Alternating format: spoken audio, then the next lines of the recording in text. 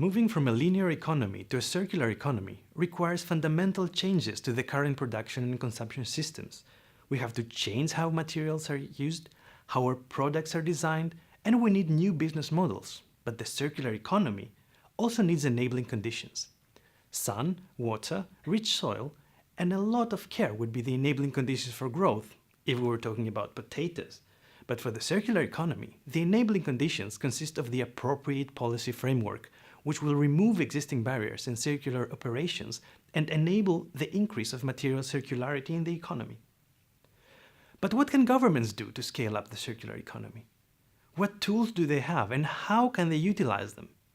In fact, there is a wide range of policy instruments that can be used to achieve a certain goal, and the most commonly used ones distinguish between three types of policy instruments: administrative, economic, and informative. And this can be either of mandatory or voluntary nature. Administrative or regulatory instruments can be, for example, bans, standards, licenses, and voluntary agreements between government and industry.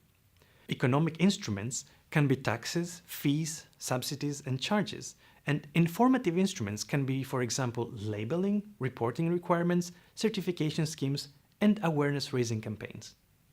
Mandatory instruments are implemented and monitored by a central authority, either at local, national, or international level, and voluntary instruments are most of the times self-regulated within the participating organizations. All three types of policy instruments are important and can stimulate the uptake of a desired outcome in different ways. As you can imagine, the more all three types of policy instruments are used in a complementary way, the higher the effect is towards catalyzing change. The way policy instruments are used catalyzes change by enabling, engaging, encouraging, and ultimately enforcing. Policies enable, for example, by removing barriers, providing skills and capacity, and providing information. They engage through media campaigns and voluntary industry agreements, either within the sector or across the supply chain. Policies can encourage through tax cuts, subsidies, and reward schemes. And they enforce through, for example, penalties and fines.